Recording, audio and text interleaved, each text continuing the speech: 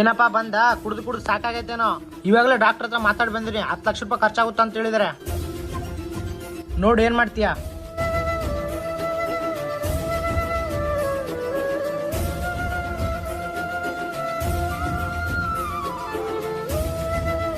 ಜನಿ, ಅಪ್ಪನ್ಗೆ ತೋರ್ಸಷ್ಟು ನನ್ನ ಹತ್ರ ದುಡ್ಡಿಲ್ಲ.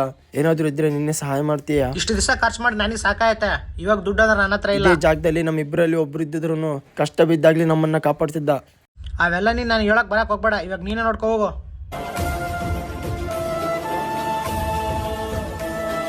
ಅಪ್ಪ, ನಿನ್ಗೆ ನಮ್ಮ ಊರಲ್ಲಿರೋ ದೊಡ್ಡ ಹಾಸ್ಪಿಟ್ಲಲ್ಲಿ ಟ್ರೀಟ್ಮೆಂಟ್ ಕೊಡಿಸ್ತೀನಿ. ಹೌದಾ ಮಗ? ಅಷ್ಟೊಂದು ದುಡ್ಡು ನಿನ್ನ ಹತ್ರ ಎಲ್ಲಿಂದ ಬಂತು? ಸರಿ, ನೀನ್ ಎಷ್ಟು ಬೇಕು ಹೇಳು, ಅದಕ್ಕಿಂತ ಜಾಸ್ತಿನೇ ಕೊಡ್ತೀನಿ.